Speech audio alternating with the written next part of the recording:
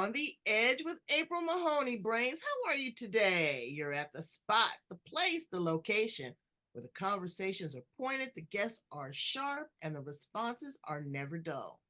We're going to New York today.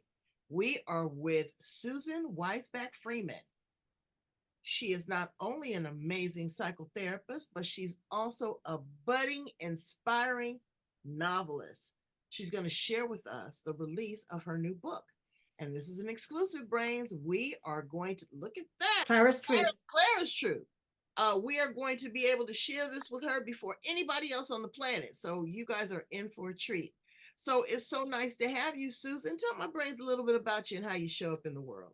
Oh, well, thank you so much for having me on your show, April. And yes, as you were saying, I've been a psychotherapist, a clinical social worker, practicing for over 25 years. And more recently, I am a debut novelist, and my novel, Clara's Truth, will be coming out on June 11th. Wow. So what took you from one phase to the other, or how do they merge together? Yeah. Well, I started writing this book actually about 10 years ago. I really didn't have a background in writing per se or creative writing, but I was doing some writing on my own, mostly doing some journaling and then starting to do some short stories. And then as I came up with a particular idea and I started writing more about it, and it became a story. I kept writing and writing. It became a few stories before I kind of honed it in to try to make it into a book. And it's been a long process since, but a really interesting one. Well, it's lighting you up because you can't stop smiling. I know that you're so proud of yourself. Tell us a little bit about the writing process. I've written 3 books. 2 of mine were poetry, and another one was a children's book. Mm, But you have to go into a certain headspace. You've got to yes, quiet the mind, and you've got to be receptive to what comes through. definitely. Definitely. Well, I think that I wasn't thinking about writing a book when I started. Mm. I was just writing ideas, and it was kind of like a stream of consciousness. And so it just flowed. And I can talk a little bit about kind of what inspired me. But in terms of it flowing, that's how things happens. But as far as then needing to make it into really a chronological story, I needed to go back and do a lot of editing. Oh, editing. And that's what people fail to realize. They write a book and it's great, but the editing is key because now, did you do your own editing or did you hire someone else? I hired an editor, a developmental editor, to help me. Actually, what was happening was I kept getting feedback that my book was like 2 books that took place in 2 different locations. The main location, which is in this book, is in Poland. The other location was in Mexico, where the main character, who's an archaeologist, was working on a dig. And I hope that that will be a prequel. um, but so in figuring that out and then developing the Poland story more, I did use a developmental editor. And later on, I had some copy editing done, including by the hybrid publisher I used. Right. Because Brains, even though it's a fictional novel, you want it to be as realistic as possible. You want the setting, you want the people, you want the time period, you want to be able to describe the clothing and the food. Now, have you ever done any archaeological digs? Oh, no, I'm not sort of a little bit of a like set up kind of fake touristy archaeological dig. But I thought you were going to ask me, I'm nodding. I thought you were going to ask me, have I ever been to Poland? Right, I was going to And ask you that next. yes, yes. So I do have a little experience being on a dig site, and also approximately 10 years ago, I went with my husband on a Jewish heritage tour with a group of people to Poland, and it was primarily to Warsaw and Krakow. And yeah, so Okay. So tell us a little bit about, without giving away too much, but tell us a little bit about the premise of the book. so the premise of the book is about a woman, and her name is Klara, and it's Klara with a K because it's a European spelling. And she is a 49-year-old archaeology professor. And she decides that she's going to go to Warsaw in search of answers about her father, who has been disappeared for a long time. And she ultimately discovers, I would say, forgotten parts of herself and connects with family, her father's family that she hadn't met before. And she also meets a romantic interest. And I would definitely say she heals deeply held wounds, because she is somebody who, while she's smart and driven, she's pretty emotionally cut off and disconnected. Mm. Okay. All right. So are you going to share an excerpt? Oh, I would love to. Oh, I'd love to Okay. hear that. I'm excited. Okay. I'm gonna. Brains, I need you to sit up straight. You don't have time to get a snack. Okay. Okay. But I want you to sit up straight and listen to this. I'm excited. Okay, great. Okay, so this is the very beginning of the book, chapter 1, May 6th, 2014, Bangor, Maine. It was the first spring-like day Klara could remember in what felt like forever, a whopping 62 degrees. Klara was walking home for some lunch after teaching 2 classes that morning when she grabbed her mail from the post box next to the street curb. In quickly leafing through her letters, mostly junk mail, she spied a large red, white, and blue FedEx envelope with her mother's name and return address. She picked up her pace, quickly unlocking the antique oak front door to her small white Colonial, throwing down her jean jacket along with the rest of the mail. Tearing open the cardboard envelope, she found a letter from her mother and a more official one from the Polish government. She read her mother's letter first. Dear Klara, I have surprising news to tell you, and what good news it is. We are inheriting money in your father's name. The Polish government has finally gotten around to reimbursing families for the property the German Nazis and then the communist Polish government stole from their Jewish citizens all those years ago. I know it will be a shock, but I must tell you that your father is dead. When I first found out many years ago, you were so young and I didn't want to upset you. After that, it just seemed easier not to talk about it. The truth is, we were fighting all the time, and he decided to leave after he lost his job due to his drinking.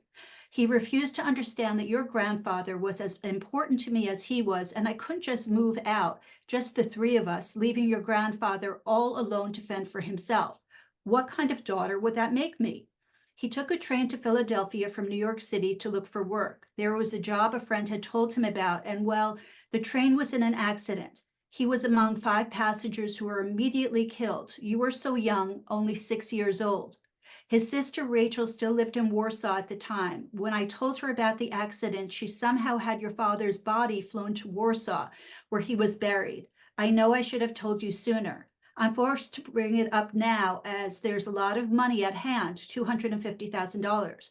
We could handle it by mail, but I'm worried that your father's sister, if she's still alive, or her family, might try to finagle all the money for themselves. So I think it's best if you travel to Poland. Call me right away, Mom. You know, now you've got me in a cliffhanger here. You got me. What's going on? Um, That's the idea. why do people do that? Why do they finagle money? Why do they let stuff like this supersede love? And she didn't tell her. Of course, she thought she was going to be traumatized, which I'm sure that she was. But to find out like this is I don't know. Did you use a little bit of your psychotherapist vibe when creating Yes. this and coming up with the profile of these individuals and these characters? Yes, I mean, I can see that more as I look back, as I'm reading it now. As I was doing it, that psychotherapy, psychological vibe is just a part of me and how I see the world. And so I think it definitely came through in my writing.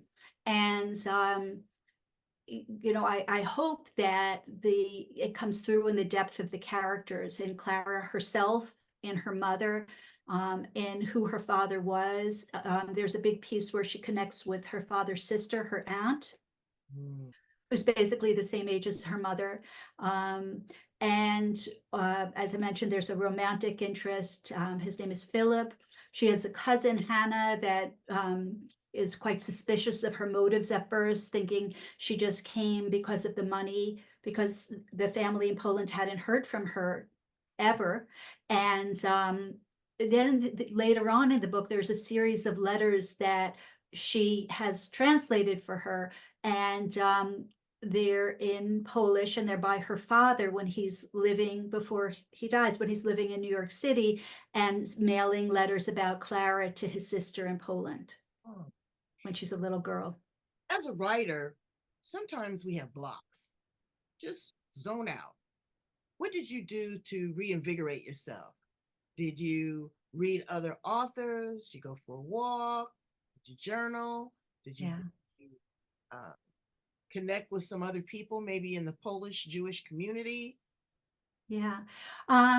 So what did I do? I definitely went for walks and did yoga and listened to some good tunes and did stretching and all of those things. And I also met some other writers in the process. And through going to workshops, and also I ended up taking a class in writing a novel through Sarah Lawrence, which is in Bronxville's Adult Writing Institute. And so there are a few people that I've continued to keep up with. And one of them in particular, during the course of when I did a lot of the writing or like editing, we shared pieces back and forth.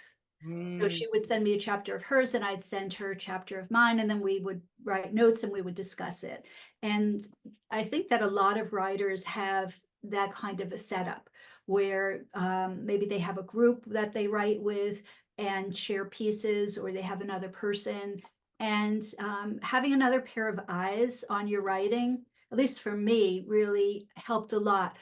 But I wasn't ready to get to that point until I had gotten a lot of it written down. It was more like once I was doing the editing, that's when right, I did the right. other eyes. Yeah. You don't want people to shade your vision or distract you from, where you want to go. You want to get it all out and then incorporate the input, make the edits, make the changes. Yeah, and if I could just say that, and I imagine you went through this also with what you wrote, that there's so much more that you write than that ever appears in the final version. That Absolutely. includes research, that it just includes words overall and pieces of the story. And the hardest thing, And when you look at yeah, it, you're going, oh my God, you butchered my work. But there's only yes, so, and when you have an editor or you have another person, to read it for you, it's a fresh set of eyes because it's like yeah, giving birth. You know, totally. once you deliver it, it belongs to the world. It's not just about you.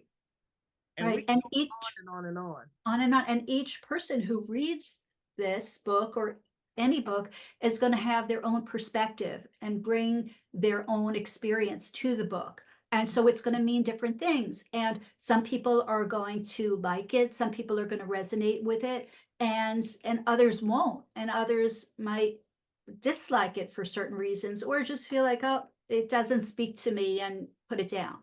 Right. And that's okay, That because is absolutely we have to, okay. that's how we grow. That's how Yes. we grow as an author. Do you foresee doing this as an audiobook? Yes, I do. I am planning to do it as an audiobook, and I'm hoping, crossing my fingers, that it will come out on the same day as the book. So the book is going to come out as a paperback, as a trade paperback, and also on Kindle. And I'm hoping on the same day, which is in June, also as an audiobook. And the reason it's coming out as a trade paperback is that She Writes Press, which is the hybrid press I used, Mhm. um, comes out with books that way. They don't, traditional publishing companies always do a hardcover first and then a paperback later. Right, right, right, right. Okay, so you said hopefully, and I wanted to. Let's dream the impossible dream. Where could you take this? Could you take this to be a stage play? Could you take it to be a Netflix series? Could you be a trilogy? I mean, just throw it out there. Where else would you like Well, to see these travel? yeah, well, I definitely have a prequel already. I mean, I shouldn't say not just an idea. I have about 100 pages of a prequel. Oh, wow. And then I even have a prequel to the prequel. So I'm not sure if in the end I would like to continue to work on the first prequel and then to decide, will I then do a sequel or will I get then go back in time even further? Right. Is this really centered around culturally? You know, because again, it's Poland and the Jewish, and there's so much going on in the world right now. Yeah. Are you able to align and connect? And, because there's a lot of people looking for solidarity, looking for hope, looking for understanding. Do you think they would relate to this story? I hope so. I mean, in writing this story, so my character is Jewish, my background is Jewish. So, it felt very natural to write about this.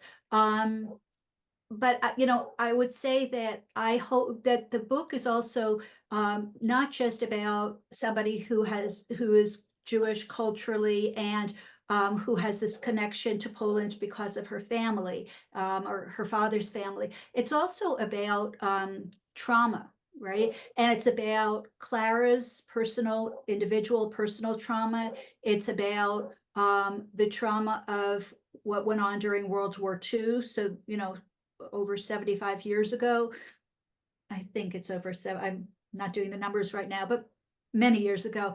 It's about the repercussions of that trauma, and it's about how does trauma affect anyone and any family in terms of intergenerational trauma, and what happens in terms of not just the people that went through the trauma, but their children. Right. And so I wanted to really write about that. And because of my backgrounds, what spoke to me the most is, when I thought about what large, it wasn't even like a thinking process, it just happened. And what came out was the Holocaust really resonates for me as a huge societal trauma or even, geopolitical trauma and World War II that happened to our world. Mhm. But I think it can relate to so many to potentially, so many other awful wars and including, unfortunately things going on today. Um, Going on with women, just how we process things differently. We have a different filter. We look through life with a different lens. And so for her to be able to relate and to resonate and connect with people, I think that it will be a universal message. Yes, and what I really hope will be a universal message is the understanding of how someone like this character, Clara, who's 49 when the book starts, has had her own personal childhood trauma and how that then shapes her as an adult. As I said before, she's bright. Ends up becoming a PhD professor in archaeology and leading digs and early on in her career doing a lot of research and writing, but she's very cut off emotionally. And I wanted to talk about someone who was cut off emotionally and how they evolve, how they can evolve over time. So often I think about, well, how can somebody evolve through therapy, right? And that's another way.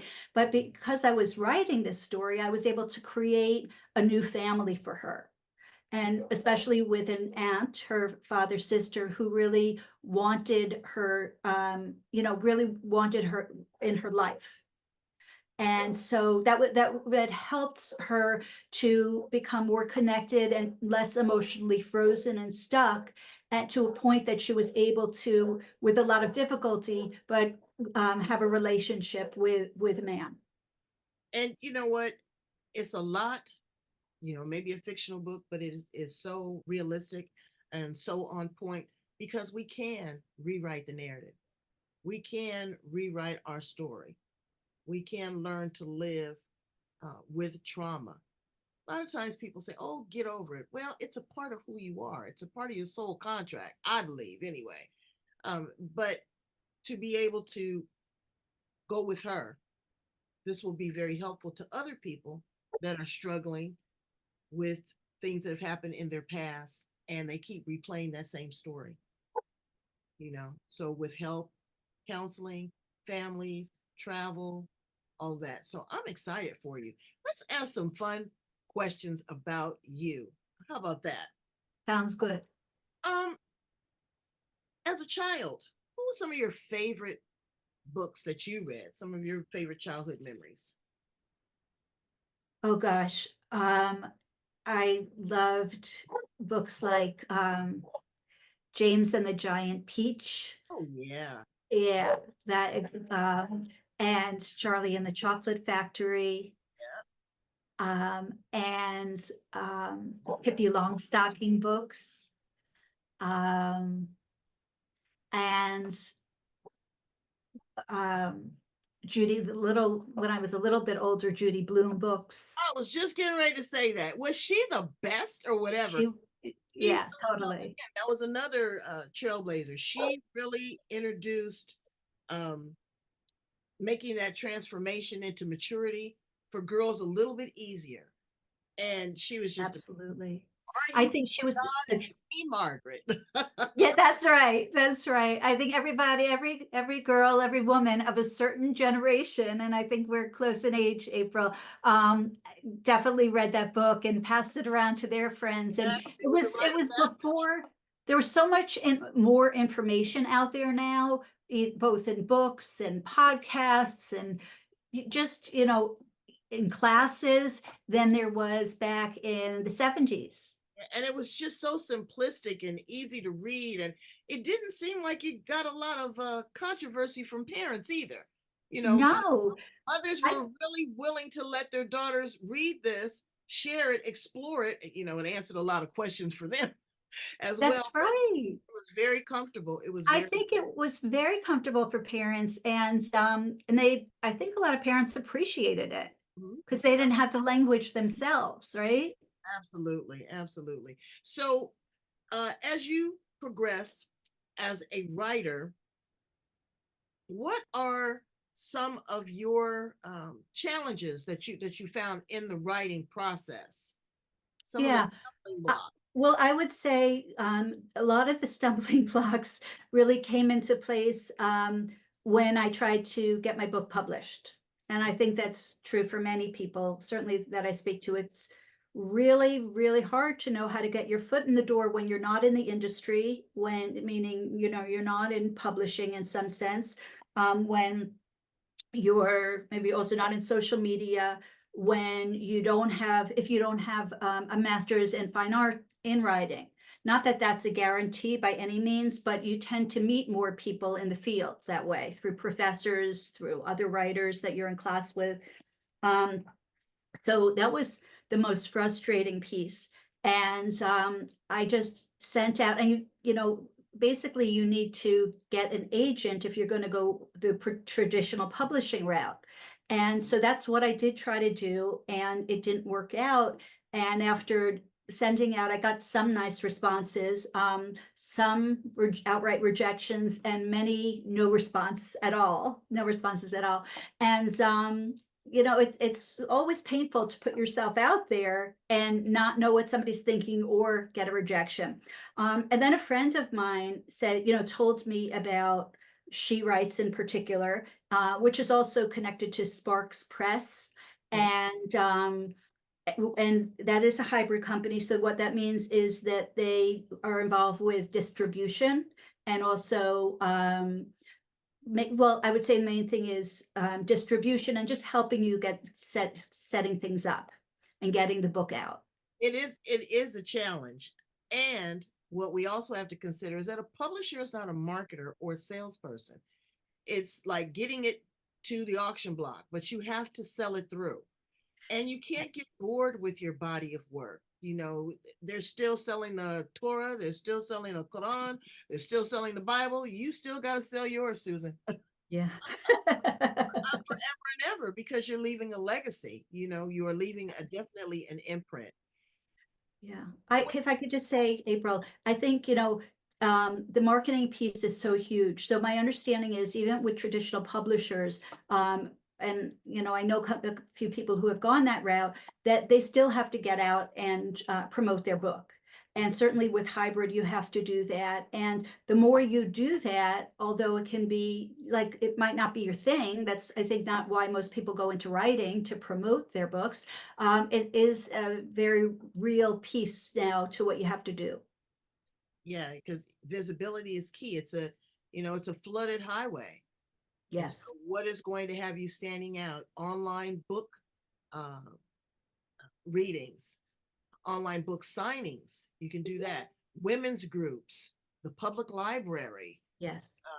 Those are really going to give you a lot of visibility, and they're low cost. And always have your book in the trunk of your car. In the Yes, trunk of I've been my car, told I've that. got 4 or 5. People say, "Oh, you wrote a book?" Yes, And then there's a sale. Sell the book. It's great to give some books out, but Hmm. you Hmm. want people to make an investment in you. Yes. And if you give it to them, it turns into a pamphlet. If you Mhm. actually they make the investment, purchase it, then they have a promise to themselves and to you that they're going to read it. And that's what you want. You want Yes. people to read it. How do we encourage young people to get back to reading? That is such a great question, April. And I've recently seen a couple of articles, just sort of headlines mentioning that. Um, I mean, I think one idea definitely is, maybe not to think of reading so traditionally as physically having a book or even the Kindle, but audiobooks. I think audiobooks are a way that so many people, apparently a third of people that buy books now buy them as audiobooks. And the other thing is, I think that, yeah, yeah, I do both. And it's a different experience. So I think audiobooks, and I also think that maybe encouraging children to read along with the audiobook, to have the book Mm, and read, and also to listen to it. And we all learn in different ways. Some of us are more visual, some of us are more auditory in terms of our processing. And so doing it that way, I think, really helps people absorb it more fully. And I think for kids, the audio piece might be a little bit of sort of a link to getting the kids to read. and reading with them. And reading with them. My mother was Absolutely. 90 years old, and I tell you, she goes, "Okay, it's Wednesday, it's time to read." She would cuddle up in the bed, and I would read her anything, the So news. you would read to her. So yes, I think having parents and grandparents read to children, and it's lovely having children read to parents and grandparents. And maybe not doing it just in a solitary way, but maybe even being together as a family. Right, right. Making it interactive. Make Yeah. Making it an activity as opposed to us being, each being on our device, right? Sitting all together, and even the TV's on and everybody's got their phone and is scrolling, right? Oh, We my all daughter, know my that. daughter drives me crazy. I'm saying, why do you read a book on your phone? The font is like this big. Yes. Really enjoying that? And she goes, "Yes, I am." So I leave her alone. But thank you so much for being with us, Susan, today. You are definitely a trailblazer, and I'm so Oh, excited for you. I'm going to be watching for your book. Now, when it is released, please let us know so that we can run it. I Um, would love to. we could talk more about it and talk it up and purchase it on Amazon. Tell my brains how to get in contact with you. Okay, so if you want to get into contact with me, the best way is to go to my website, which is my name, Susan, then Weissbach, then Friedman. And so at .com. So SusanWeissbachFriedman.com will take you to my website. And then you can pre-order a book if you want. You can email me if you want. You can sign up for a newsletter if you want. Well, we're going to look forward to that. I'm going to put all of your contact information at the back of the interview. Brains, pick up a book. What's the last good book that you read? Okay. It's very important because it helps stimulate your mind. It takes you to a different place. I mean, how many of us have been to Poland? I haven't been to Poland. It transports you into the sensitivity and awareness of another culture, men's issues, women's issues, family issues, psychosomatic issues, She's going to take you many places in the pages of Klara's Truth. Thank you so much. I appreciate you, value you, and look forward to hearing from you again here on The Edge. Thank you so much, April. It was a pleasure.